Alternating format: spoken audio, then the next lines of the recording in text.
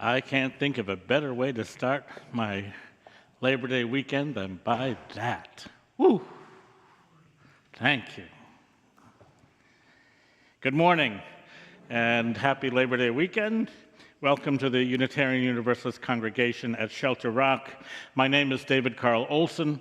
I serve this congregation as an associate minister in the care of our lead minister, Reverend Dr. Natalie Fenimore, who will be returning to that pulpit next week. Yay!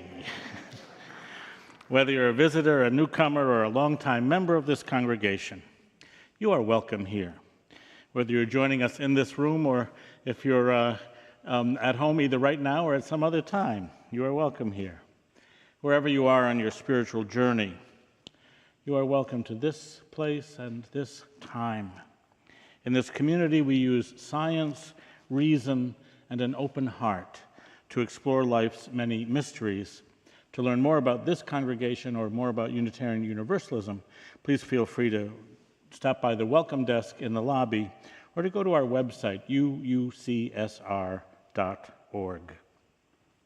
I'm going to break from my script for 1 second just to share with you the stole that I'm wearing today. This stole was given to me by a seminarian who was, I was his mentor during AFL-CIO seminary summer many years ago. And this was a gift from a feminist community in Chiapas, Mexico.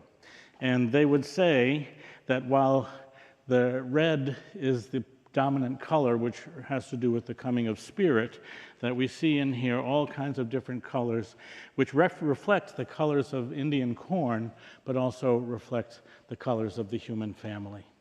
I wore this during the summer that I was named Pastor de los Limpiadores when I walked with the janitors on strike, both in 3 months of preparation before the strike and in the 30-some days of the strike in Boston. And this is a cherished thing. I don't wear it very often here because it does have these big crosses on it, and some people want to go flying from the room, but I hoped that today we can handle it. Is that okay? Is that okay? Thank you. Each Sunday during the summer, we offer a light lunch, and please, if you're a new timer, first or second-time visitor, please, lunch is on us. What a summer we have had. We've heard voices from Unitarian Universalism throughout our association, and today we will hear a community partner in the struggle for economic and social justice, Nadia Marin-Molina, the co-executive director of the National Day Laborers Network, organizing network, NDLON. We're marking what the American Federation of Labor and Congress of Industrial Organizations calls labor in the pulpit, on the bema, at the mikbar. That's what this weekend is, and in hundreds of congregations around the country. Ministers and priests, rabbis and imams invite the leadership from the labor movement to address our congregations. Some of us join Reverend Dr. William Barber in the notion that to change the narrative about our country, sometimes we need to change the narrator. And so we look forward to what Ms. Marin-Molina and NDLON have to tell us about meeting the moment here in our country and here at this time. At Shelter Rock, we aspire to be a loving religious community where we can grow spiritually and build a more just and joyful world. You are welcome to join us in this work and on the journey. Thank you. Ooh, today I actually get to strike a match. I don't do that very often, and I don't do it well, so you will please forgive me. Ooh, look at that, first time. First shot. Well, I could go crazy and just light the chalice. But I have lots of words to say, you know. Well, here we go. What the heck? Hear these words from Jennifer Willett. What images come to mind when I say Labor Day? Chances are you think of the holiday weekend and celebrations with your loved ones, the federal holiday, unions and the cause of a working wage and benefits, maybe the history of the struggle of working people to have a fair share of the profits from their work. Those are all great. Now, I want you to think of your parents and your caregivers, the parent that fed you, bathed you, nurtured you, taught the building blocks of how to be in the world. Now, think of your elders.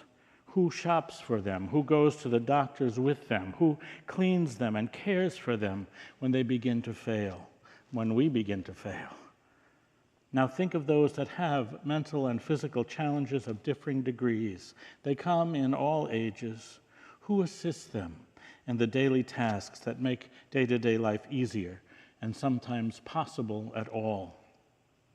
Much of this work is unpaid labor, yet the work of homemaking, childcare, elder care, and differently abled care isn't part of our economic system. It doesn't count on our GDP, but our society would collapse without it. Now consider the other non-paid labor we do to mentor, to educate, to assist, to advocate, to entertain and enrich the community, the country, and the world. Think of all that we do for our neighbors, our friends, our community that make life better. This is labor. A paycheck isn't the only measure of your work. Without this labor, our world would be a lonelier and more desperate place. Honor your labor. If you work for money, this holiday is for you. If you work for love, this holiday is still for you. Our work makes the world better. May the lighting of this chalice, which holds our aspirations and our hopes, our sorrows and our joys, our tenacity as a people, and which calls us to our best selves, may it illumine this moment and our lives. Blessed be. Will you join me in our opening song as we come marching, step by step, the longest march. I almost took us to the closing. That would have been great. This is a song adapted by W.W. Hilla from an old Irish folk song. We're going to sing, it's short, we're going to sing it 3 times. So please stand as you are able to sing this text from the preamble to the Constitution of the American Mine Workers Association. There we go.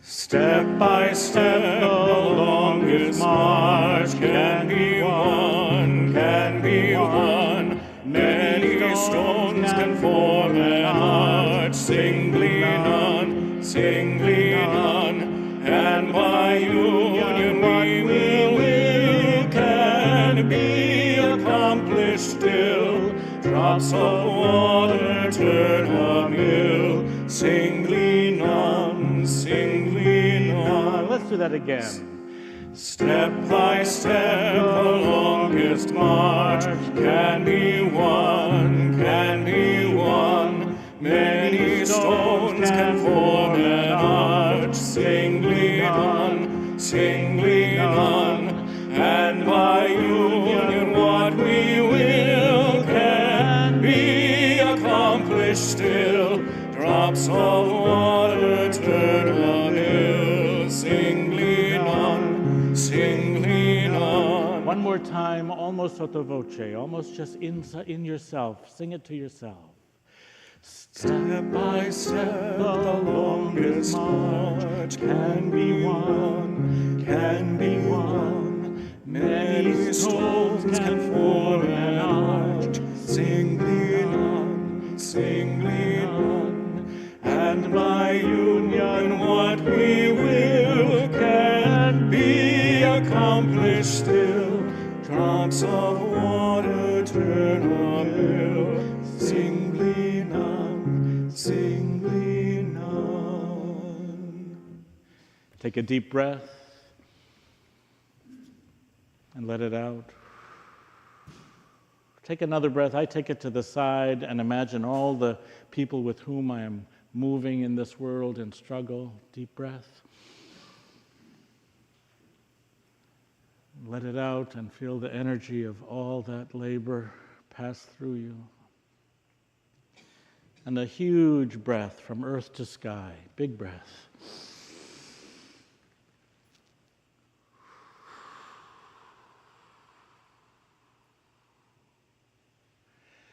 So ready. Let us make a pledge to one another by saying our words of affirmation and singing our song. Can we say together? Love is the doctrine of this congregation. The quest for truth is its sacrament, and service is its prayer. To dwell together in peace, to seek knowledge in freedom, to serve human need, this do we affirm and covenant with each other.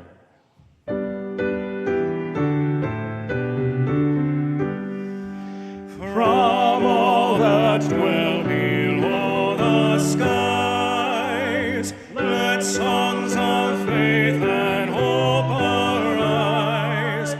Let peace, goodwill on earth be sung, through every land, by every tongue.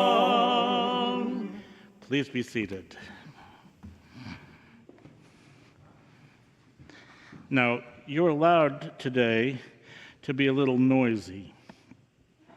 Okay? You can speak back. You can clap when you wanna. You can say even amen. Or amen if that's better for you. That's okay. I'm reading two texts, one from the Christian Testament, from James, and it's really brief, but it may be biting. This reading from the Epistle of James from the early years of the story of the followers of Jesus is especially directed at the wealthy. And if we look at the whole world, you know, we're a wealthy country, so let's take a deep breath and allow someone to speak pointedly toward us. You have laid up treasure during the last days. Listen, the wages of the laborers who mowed your fields, which you kept back by fraud, cry out, and the cries of the harvesters have reached the ears of the Lord of hosts. You are now forewarned. Oh, come on, there's got to be a chuckle here somewhere. It's a hard room some days. The next is from Micah, from the Hebrew Bible.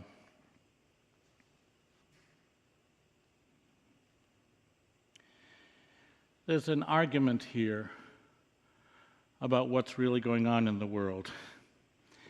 And the prophets were speaking at a divided people, right? Prophets were speaking at a time when, for example, the wealth gap was becoming greater. And the prophets were concerned about those whose lives were of little value. And the prophets didn't say this just to make people feel bad. They actually said, if you keep behaving this way, it's all going to fall apart. If you keep behaving this way, you will no longer be the people that you were called to be. So here's some words. Hear what the Lord says. Rise, plead your case before the mountains, and let the hills hear your voice. Hear, you mountains, the case of the Lord, and you enduring foundations of the earth.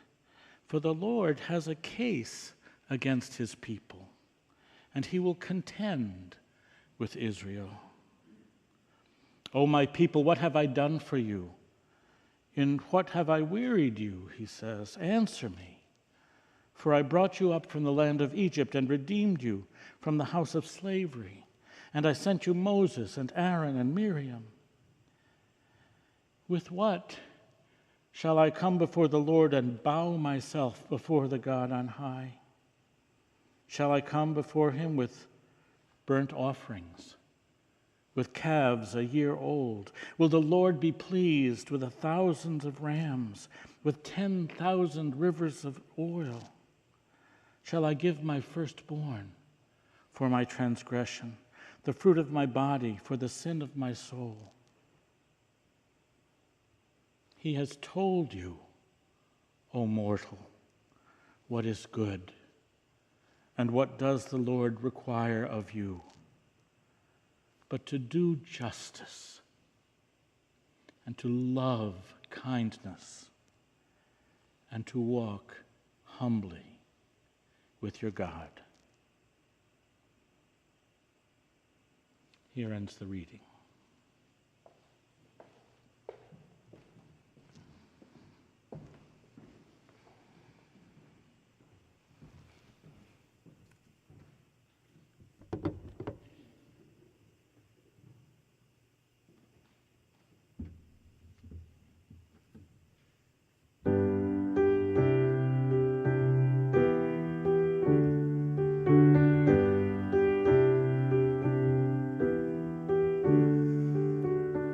Don't you know they're talking about a revolution? It sounds like a whisper.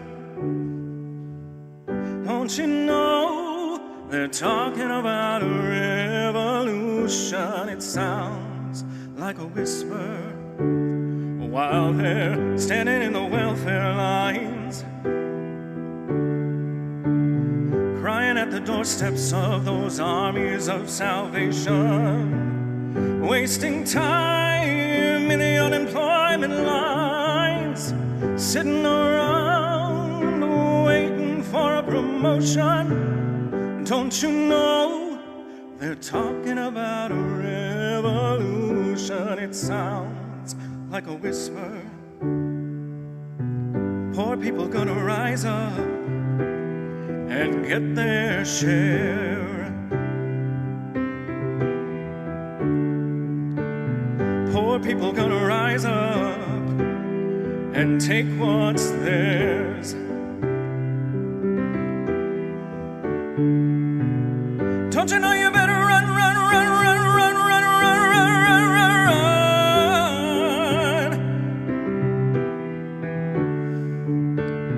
How I said you better run, run, run, run, run, run, run, run,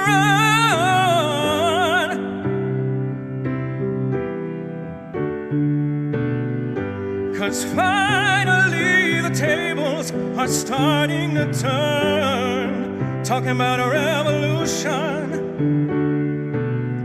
Yes, finally the tables are starting to turn, talking about a revolution. Oh no, talking about a revolution. Oh, I've been standing in the welfare lines,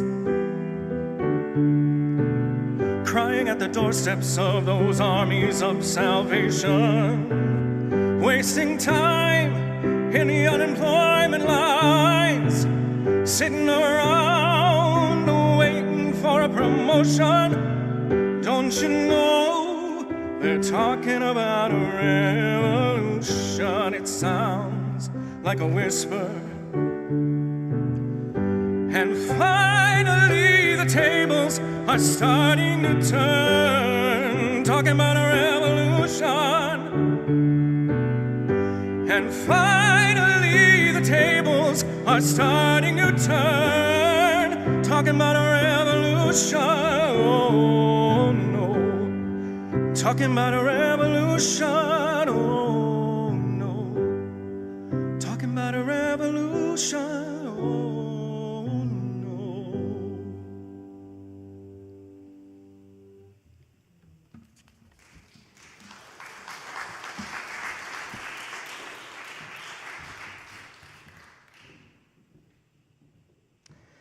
Each Sunday, we share an opportunity toward living our Unitarian Universalist values in the world by acts of generosity to bring positive change.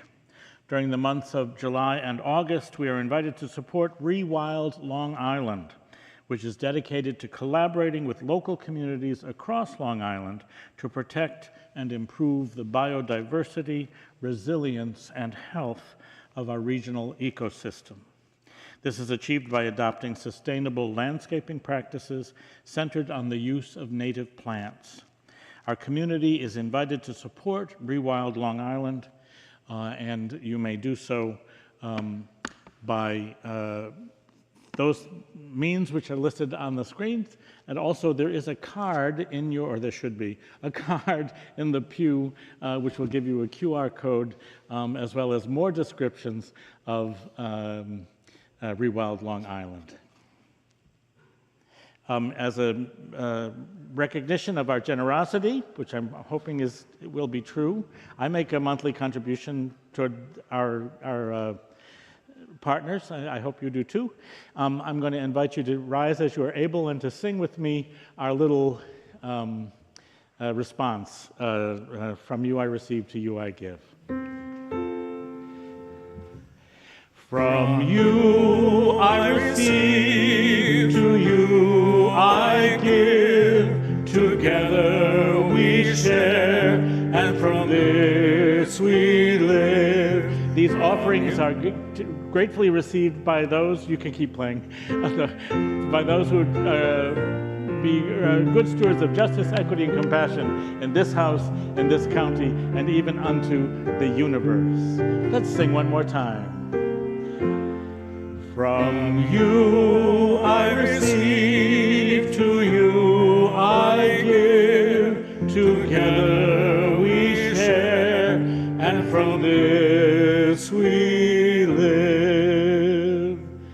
be seated.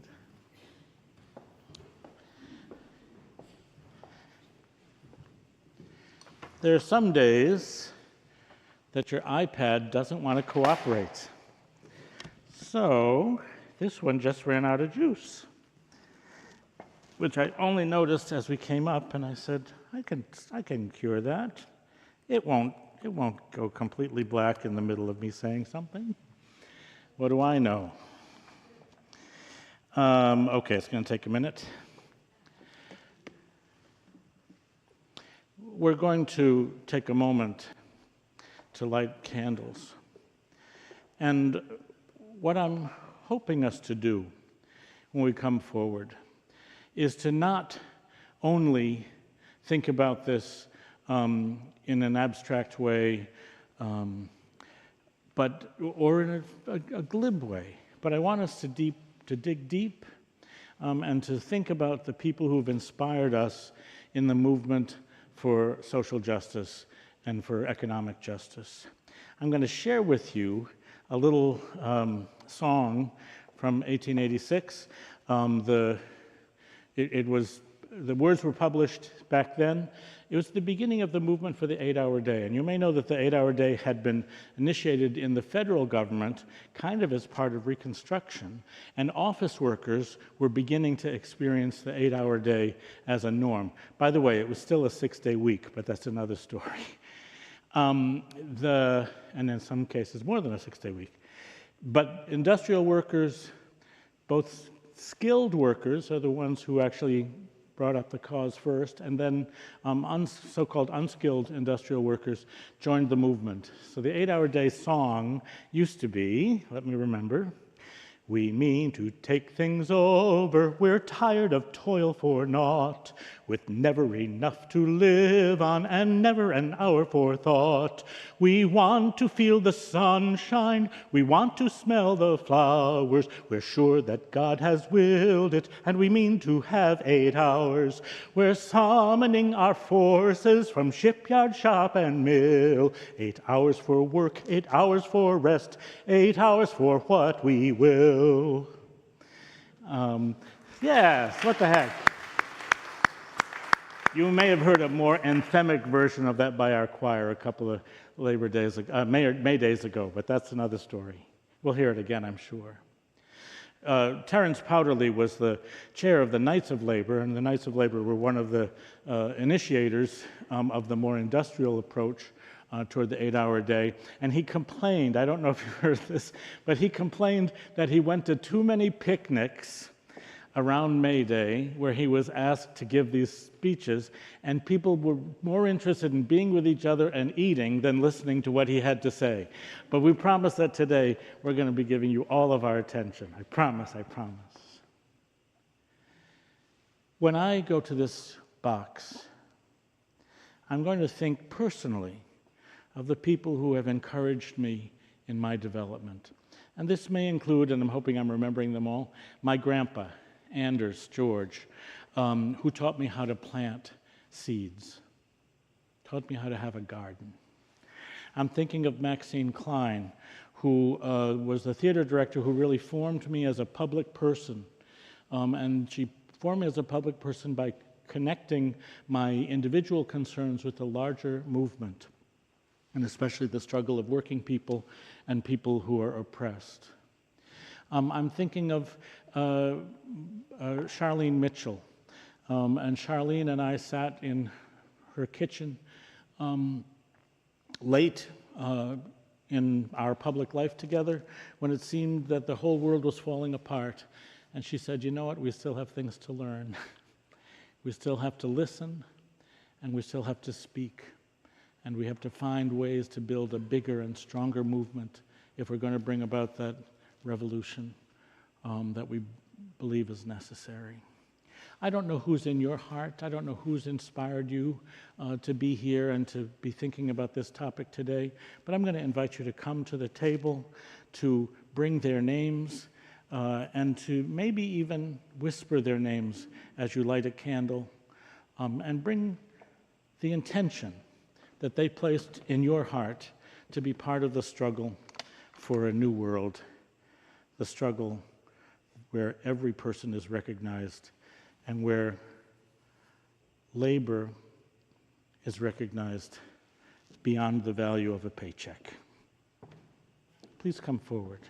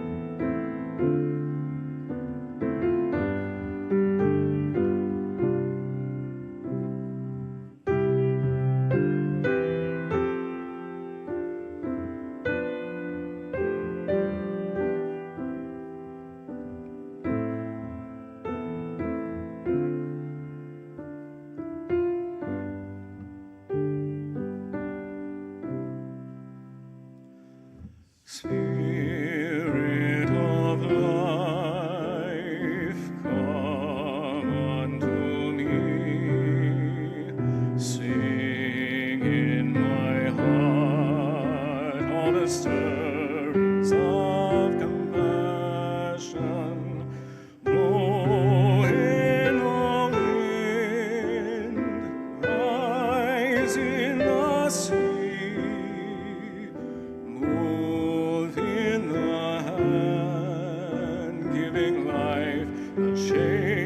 Justice, roots hold me close, wings set me free.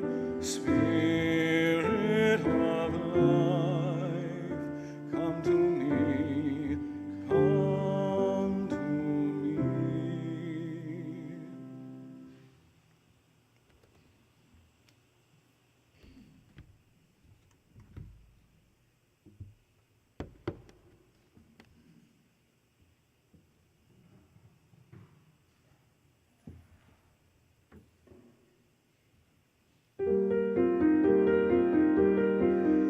We have tomorrow.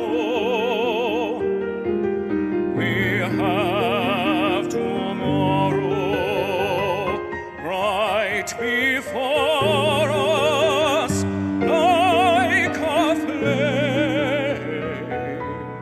Yesterday, a night gone thin, a sun.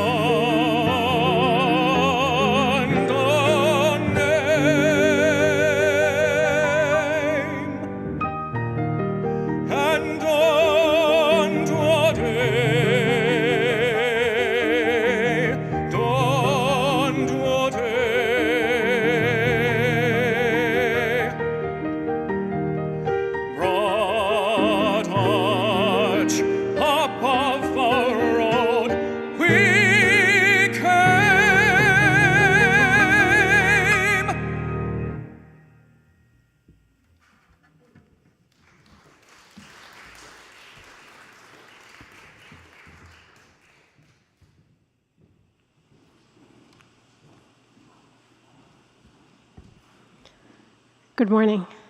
Good morning. day laborer heads to the corner in the morning by the Home Depot parking lot. He greets his friends, finishes his coffee, puts his hands in the pockets of his jacket, and then he waits. It's early, nothing is open yet. In New York or Chicago, it might be freezing cold. In LA or Phoenix, it might already be hot. He doesn't know what's coming, what job he might get, if any, who his boss will be, or how much money. Landscaping, drywall, painting, demolition, hauling trash to the dump, whatever it is, he'll do it. He's available. If a truck pulls up, his answer to any reasonable offer is yes. Get in, let's go. This is a day laborer's life, day in and day out.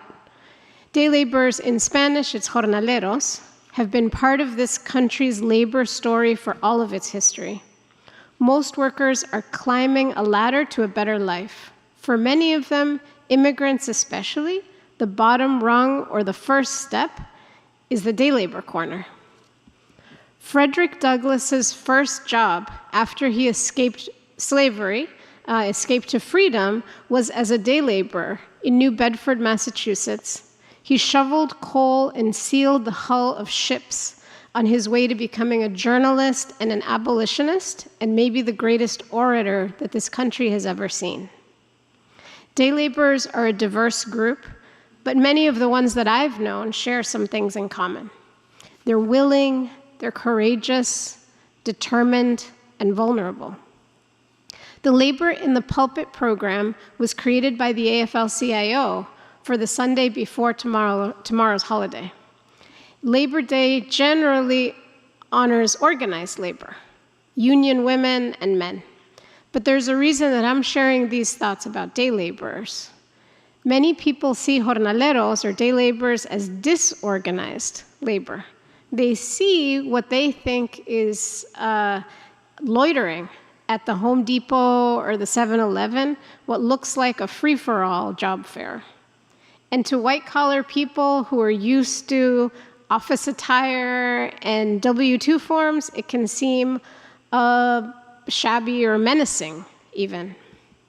And that's why so many people complain locally about day laborers and even try to create legislation to get them out of town or out of existence. I'd like to challenge that way of thinking. Yes, they're mostly men and mostly poor. But do you dress for the office? So do they. Their office is piles of gravel, dirt, topsoil, mud. They wear sensible layers, gloves, work boots, and ear protection, if they can get them. Yes, many are undocumented. But no matter what self-serving lies politicians and Fox News have on repeat, jornaleros did not come here to commit crimes. They're here to work. That's not my opinion, it's just true. Like immigrants at all times, everywhere, jornaleros are following the eternal law of supply and demand. The strict imperative of hunger for a better life, and hunger from an empty stomach, the potent combination of love, hope, and ambition that leads someone to make a very rational, family-oriented decision to travel thousands of miles to where the jobs are. You would do it too if you had to. I bet all of you have somebody in your family who did. For the last 25 years, the organization that I'm privileged to work with, the National Day Labor Organizing Network, has disproved the notion that jornaleros are impossible to organize. Our more than 70 member organizations show what it means to build power from the bottom up. In worker centers and job sites across the country, day laborers have established their own minimum wages to stop a race to the bottom from exploitative employers. They defend labor standards. They fight wage and hour violations. They seek out job and safety training and OSHA training if it's available. They mentor their younger colleagues, and they look after the older ones. Many centers have citizenship and language classes, and some even have daycare. Jornaleros are fighting for their rights, which helps all of us. They're defending the Constitution, Standing on a street corner to solicit work is protected speech thanks to a series of day labor-led legal battles against unconstitutional municipal ordinances. Day laborers have skills that many homeowners have forgotten or never learned or don't have time for. Fixing and building and painting houses, making yards and estates pristine. Not long ago, professional landscaping was just for the Gold Coast homes and golf courses. But now it's routine for soccer moms and dads to have their own groundskeepers. That would have felt very strange to many of our parents and grandparents. Think of the baby boomers who settled Levittown. They never had staff. Today's day laborers are an integral part of the big box economy, epitomized by Home Depot. That's where you go to pick up drywall, lumber, tools, and workers. This arrangement benefits contractors, homeowners, immigrant laborers, and Home Depot's corporate bottom line. It has worked this way at least since the early 1990s. And there's more. Day laborers are also second responders, what we call second responders, which is stepping in for the hard, dangerous work of rebuilding after disasters, like hurricanes and wildfires. After the firefighters, police, and EMTs are done saving lives, day laborers step in to save communities. After the shock of destruction, who's the first and most willing to wade into wreckage with boots and shovels? Who's mucking and gutting the homes after Hurricane Katrina and Superstorm Sandy? And who is cleaning the toxic debris from homes in Los Angeles right now? That's right, day laborers. Jornaleros find their opportunity at the corners, but they also find danger, exploitation, and abuse. Bosses who are cheating them of their wages, or they don't pay them at all. People driving by who are shouting insults out the window or worse. And that was in the best of times. That was before. What we're living through now, and I don't need to tell you, is bad. It's far worse than many of us might have imagined or expected. These last 7 months have been a calamity for day laborers and all immigrants. We've all seen the chaos, the brutality, and the random violence of the Trump administration's all-out efforts to terrorize immigrants.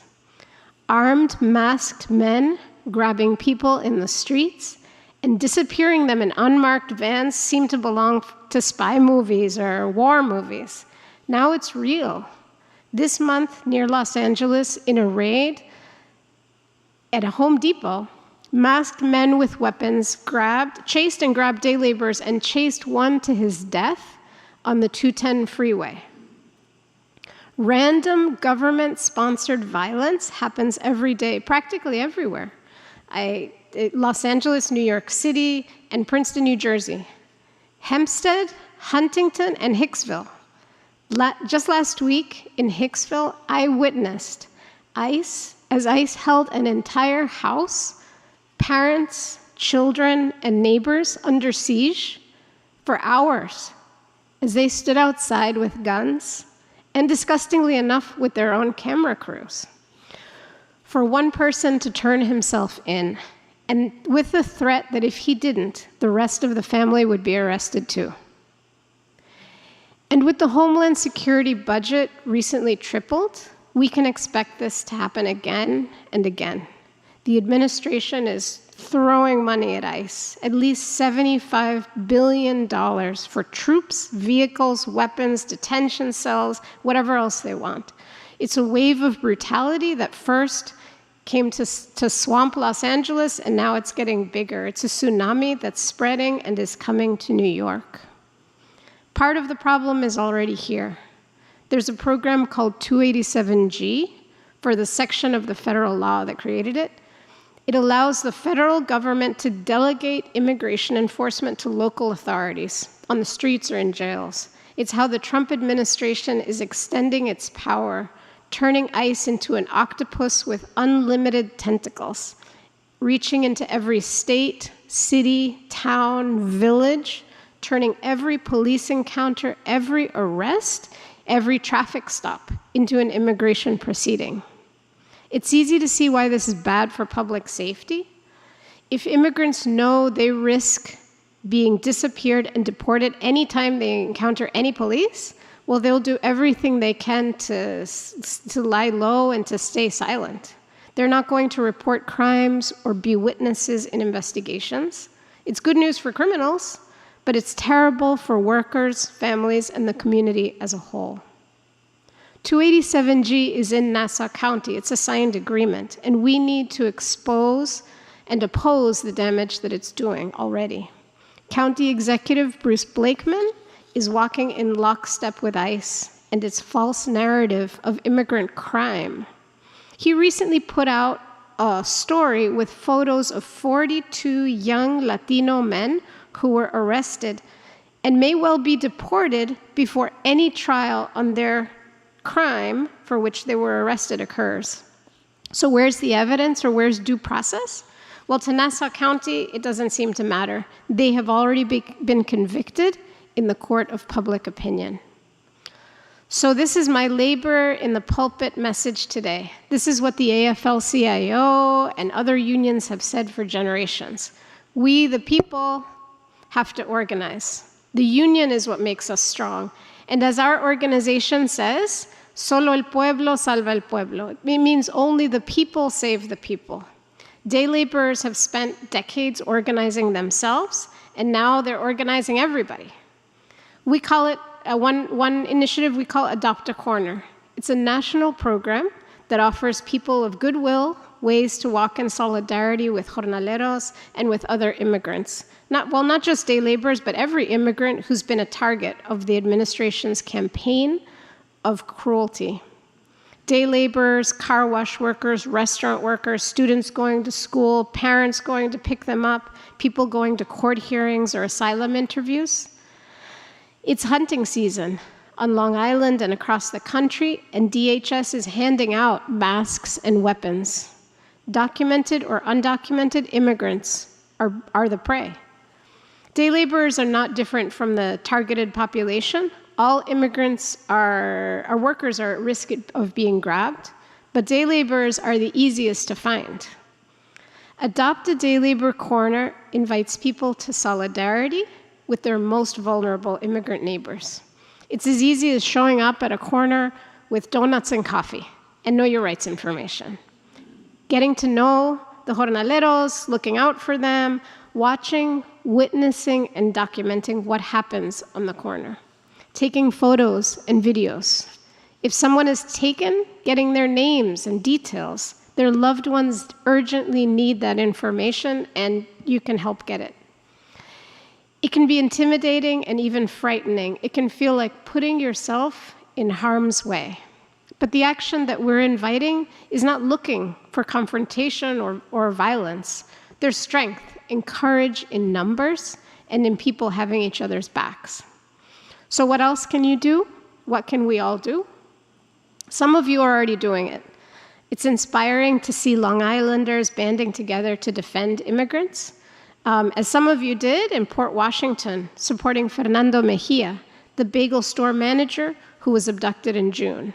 People made calls and sent emails and protested and showed up to say no.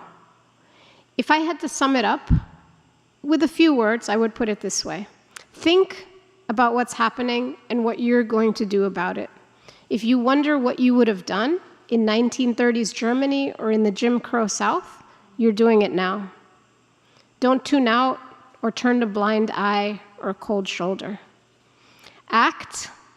Adopt a day labor corner, or adopt another kind of corner of your community. Help a family, join a rapid response team, support a GoFundMe appeal, or several. There are many, many hurting and desperate families that need support now.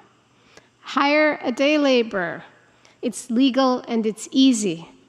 You'll get some great work done, and you'll have the comfort of knowing you are directly helping an immigrant and their family. Patronize immigrant businesses. Small merchants and shops have taken a devastating hit from these mass deportation raids. I'd also say avoid Home Depot, which finds itself in the middle of this horrible mess and is not doing anything to make it better. If you have the privilege and protection of citizenship and you've already signed up for committees and neighborhood watches and other actions, thank you. From the bottom of my heart and on behalf of Endilon and all immigrants and advocates, thank you, and keep doing what you're doing with our deepest gratitude. One note is that we always appreciate support, but we're not talking about pity or charity.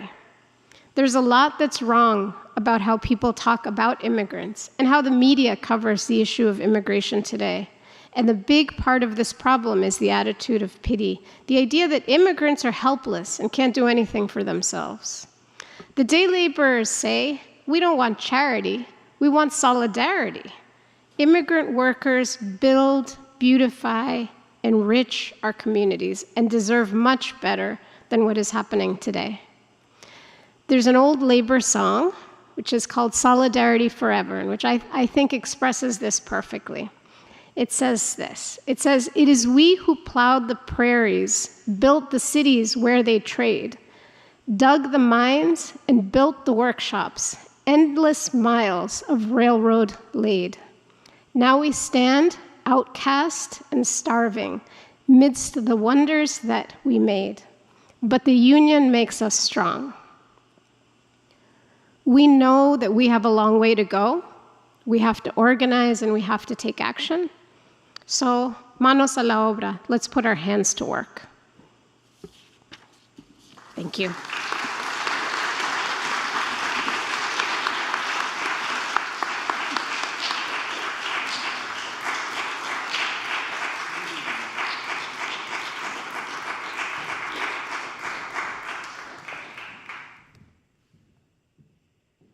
See if this can cooperate.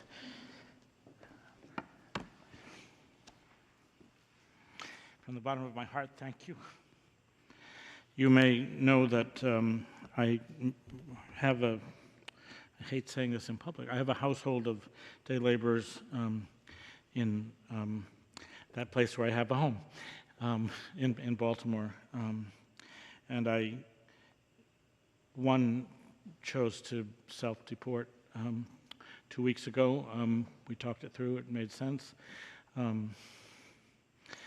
But I gotta say, I don't go to sleep at night without counting how many guys came home.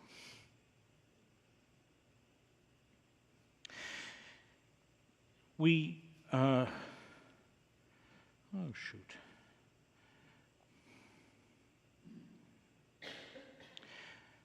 We're gonna sing our closing song as we come marching, which essentially was from the Bread and Roses textile strike of 1912 in Lawrence, Massachusetts. And my favorite thing is this is the day when Big Bill Haywood used to talk about, this, they can take us down one by one, but when we make this and stand together, that the many, many nationalities that worked in the plants, the textile mills in Lawrence found a way to actually eventually beat those who would cut their wages. Interestingly, at one point they took children who had worked in labors in factories and sent them to Unitarian churches up and down the East Coast to hold teach-ins, essentially, to talk about the real working conditions that children underwent. And a bunch of them ended up testifying before Congress in 1912. That's another story. You don't read that a lot in our history books, but it's just a piece of truth. And it's a piece of our truth, which we don't talk about very often, but that's another question altogether. Nadia has agreed to stay around to talk with you. We have a table out in the hallway, but after you grab some lunch, maybe we'll even retire to the art gallery and have a little time with one another. Sonia, do you think that you and I could make that happen? Good. Would people show up? Yes. And Lucas will be here to help us in that conversation. Will you please rise in body and spirit and sing with me as we come marching. I'm going to stand with you. I come stand with you, okay? Yeah. As we come come marching, marching in the beauty of the day. A million darkened kitchens, 1,000 workshops gray, are touched with all the radiance that a sudden sun discloses. For the people hear us singing, bread and roses, bread and roses.